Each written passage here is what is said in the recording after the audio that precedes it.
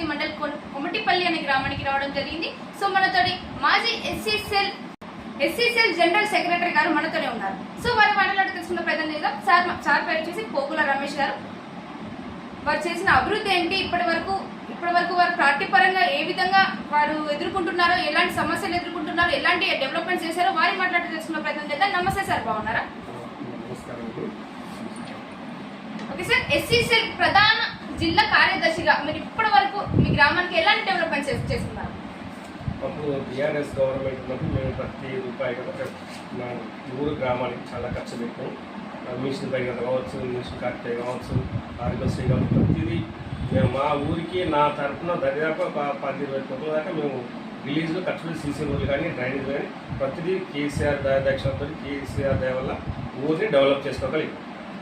Okay sir, ఇంకా ఎలాంటి సమస్యలు అనేవి ఉన్నాయి? ఊళ్ళో చిన్న చిన్న సమస్యలనే కానీ అది ఇప్పుడున్న అధికార పార్టీ వాళ్ళు చేయలేకపోతారు. మేము ఏదైతే ఆ టైంలో మేము 10 సంవత్సరాల పీరియడ్లో మేము ఏదైతే ఎస్టిమేట్ చేసినామో, మేమైతే నిధులు శాంక్షన్ చేసినామో, ఏదైనా గ్రాంట్ రిలీజ్ చేసినామో ఆ నిధులనే వాళ్ళు మేము చేసిన వర్క్లే వాళ్ళు చేసినట్టు కొబ్బరికాయలు కొట్టుకోవడం, వాళ్ళు రిబ్బన్లు కట్ చేసుకోవడం, వాళ్ళ వ్యక్తిగత స్వార్థం కోసం వాళ్ళు చేసుకుంటారు తప్ప కానీ ఈ రోజు వరకు కూడా 19 నెలలు అవుతుంది కాంగ్రెస్ గవర్నమెంట్ వచ్చి ఒక్కనాడు కూడా ₹1 రూపాయి రిలీజ్ చేసింది లేదు. డబుల్ అదే కోటర్స్లు కూడా వాళ్ళ ఇంద్రమ్మ కోటర్స్ కూడా వాళ్ళ కార్యకర్తలకు వాళ్ళకి ఇచ్చుకోవడమే, వాళ్ళు సర్దుకోవడమే సరిపోతుంది. ఓకే సార్, మీరు మీ 30 ఏళ్ల రాజకీయ అనుభవం ఏంటి సార్? రాజకీయ అనుభవం అంటే కేసీఆర్ నాకు కేసీఆర్ని దృష్టిలో పెట్టుకునే నేను రాజకీయాలకు వచ్చిన. అసలు మాది రాజకీయ నేపథ్యం ఫస్ట్. రెండోది ఏంటంటే కేసీఆర్ ఎప్పుడైతే మన తెలంగాణ కోసం నీళ్లు, నిధులు, నియామకాల మీద ఎప్పుడైతే ఆయన లేవనెత్తిందో అసెంబ్లీలో, అంటే రాజీనామా చేసి బయటకు రావడం, మేము అప్పుడు యువకుడిగా పెళ్లి కాలేదు కాబట్టి అప్పుడు ముందు పట్టి నడిచినాం. కేసీఆర్కి అండదండగా ఉన్నాం.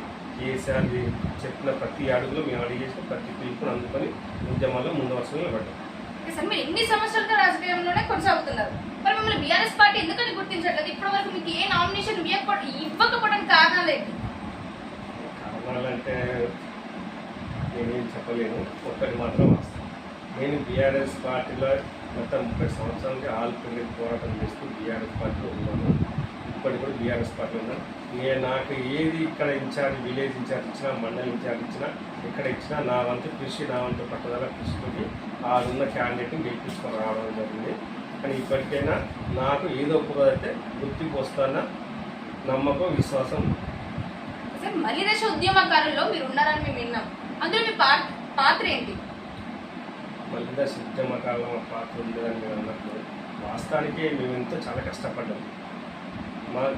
నాతో పాటున్న స్టూడెంట్స్ కానీ, విద్యార్థి సంఘాలు కానీ, మేధావి వర్గం కానీ, కర్షకులు, కార్మికులు, ప్రతి ఒక్కరు వాళ్ళు చాలా కష్టపడ్డారు. వాళ్ళతో పాటు మేము కష్టపడ్డాం. తెలంగాణ సాధించేంత వరకు ఆల్పీగా పోరాటం చేసుకోవచ్చు. ఓకే సార్, ఫర్దర్గా ఇప్పుడు మళ్ళీ నామినేషన్ వస్తే ఈసారి మీరు ఏమైనా నిలబడాలనుకుంటున్నారా? ఎలక్షన్స్లో మీరు ఇప్పుడు ఏమైనా నామినేషన్ వేయాలనే ఆలోచన మీకు ఉందా? పోయినసారి కార్పొరేషన్ ఎలక్షన్లో కార్పొరేట్ టికెట్ అడిగింది 56 డివిజన్. అది ఎక్కడ వస్తుందంటే పరమల colony, artist colony, సప్తరి colony, Jawahar colony కింద వస్తుంది. ఒడిపల్లి చర్చ్ కింద వస్తుంది. 56 డివిజన్ నాకు కార్పొరేట్ టికెట్ కావాలని ఆరూరు రమేష్ గారు ఎమ్మెల్యే గారు ఉంటే ఆ టర్మ్ నేను అడిగినాను. అడిగితే నాకు మీకు ఏమైనా నామినేటర్ పోస్ట్ ఇస్తారు రమేష్, తొందరపడకు, వేరే వాళ్ళకి మనం మాట ఇచ్చాము అని చెప్పి వాళ్ళకి మాది ఇవ్వడం జరిగింది. సో మరి ఇప్పుడు ఎలక్షన్ కాబట్టి మళ్ళీ ఒకసారి మేము మా దాసి శ్రీనివాసరావు గారు జిల్లా అధ్యక్షులుగా ఉన్నారు. ఆయనకి మాకు ఇన్ఛార్జ్ చేస్తాం, కొత్త మండలి ఇన్ఛార్జ్గా ఉన్నారు. ఆయన మళ్ళీ ఒకసారి కన్సల్ట్ అన్న మరి సార్ మేము ఇలాంటి ఈసారి అవకాశం కల్పించాను, ఒకసారి రిక్వెస్ట్ చేసుకుంటాం.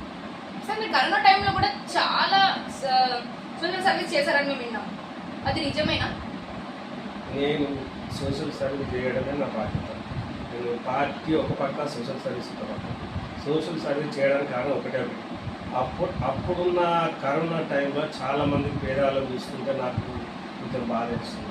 వాస్తవం నేను పేదవాడిని, చాలా బీదరికం నుంచి చెందినవాడిని, చాలా అట్టడి స్థాయి నుంచి చెందినవాడిని, ఒక దళిత బిడ్డను. సో నాకున్న పరిధి వరకు పేదవాళ్లకు ఎంతో సాయం చేయాలో నా వంతు సాయం చేస్తాను. ఒకవేళ మీకు నామినేషన్ మీకు పార్టీలో అధికారంలో మీకు అధికారం ఇచ్చారనుకోండి, మీరు మీ డివిజన్ ప్రజలకి సరైన న్యాయం చేస్తారని మిమ్మల్ని గెలిపించుకున్నట్లయితే? 100% వాళ్ళకి నా వంతు సహాయం పార్టీ పరంగా నా తక్కువ ఒకవేళ నాకు డివిజన్ నుంచి కార్పొరేట్ టికెట్ వచ్చింది గెలిచిన మరుక్షణం నుంచి ప్రజల్లో ఉంటూ వాళ్ళు సహాయక పథకాలు చూస్తూ వాళ్ళకి ఏది కావాలో అందుబాటులో ఉంటే వాళ్ళకి ప్రతి ఒక్కటి సహాయ సహకారం అందిస్తారు. వాళ్ళతో కళ్ళు నాలుగు లేక వాళ్ళ దగ్గర ఉంటారు. ఒకసారి 10 ఏళ్ళుగా ఎన్నో అభివృద్ధులు చేసిన మన కేసీఆర్ గారు అంటే మన తెలంగాణ ప్రభుత్వం ఇప్పుడు లేకపోవడం అంటే మన బీఆర్ఎస్ ప్రభుత్వం మీకు లేకపోవడం మీకు ఎలా అనిపిస్తుంది? కొంత బాధాకరమైన విషయమే. మీరు అడిగే క్వశ్చన్ చాలా బాధాకరమైన విషయం. అది నేను చెప్పడం కూడా మాటలు రావట్లేదు.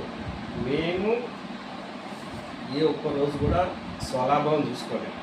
టీఆర్ఎస్ పార్టీ అపనిందలేసి టీఆర్ఎస్ పార్టీ మీద కొంతమంది అపనిందలేసిన తప్ప కానీ టీఆర్ఎస్ పార్టీ ఏ రోజు స్వార్థం చూసుకోకుండా రైతులకు ఏం కావాలి, కర్షకులకు, కార్మికులకు, విద్యార్థి సంఘాలకు ఏం కావాలి, విద్యార్థులకు ఏం కావాలి, ఉపాధ్యాయులకైనా ఉద్యోగస్తులకు ఏం కావాలి, ప్రతిదీ చేసుకుంటూ వచ్చినాము.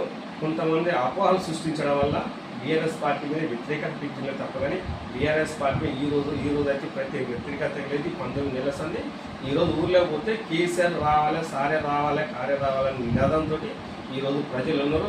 ఇప్పటికిప్పటికి చూసుకుంటే కూడా యూరియా సమస్య కానీ, రోడ్ల సమస్య కానీ, డ్రైనేజ్ సమస్య కానీ, ఒక్కొక్క ఏదో నల్లాల నీళ్ళు సరిగ్గా రావట్లేదు. చాలా రైతులు కానీ విలేజ్లలో ప్రజలు కానీ చాలా ఇబ్బందులు గురవుతున్నారు.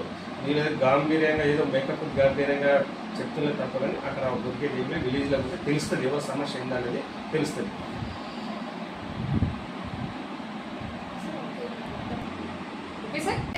మీరు మీ గ్రామ ప్రజలందరికీ, మీ డివిజన్ ప్రజలందరికీ ఎలాంటి నాయకులను ఎంచుకుంటే బాగుంటుంది అని మీరు చెప్పాలనుకుంటున్నారు? ఎంపీ కావచ్చు, కార్పొరేటర్ కావచ్చు, ఎవరు ఎన్నుకున్నా ఉద్యమకారుని నీతి ప్రజలకు అందుబాటులో ఉండే, ప్రజలకు సేవ చేసే గుణం ఉన్నందుకు డబ్బుకు లొంగులు పోయే, డబ్బు కమ్ముడు పోయే కాబట్టి కాకుండా ఒక నిజాయితీగా టీఆర్ఎస్ పార్టీ నాయకుడికి అవకాశం కల్పించాలని కేసీఆర్ గవర్నమెంట్ కోరుకుంటున్నారు. సార్ ఇంటర్వ్యూ కన్క్లూజన్ చేసే ముందు మీరు ఇంకెవరికైనా చెప్పాలనుకుంటున్నారా?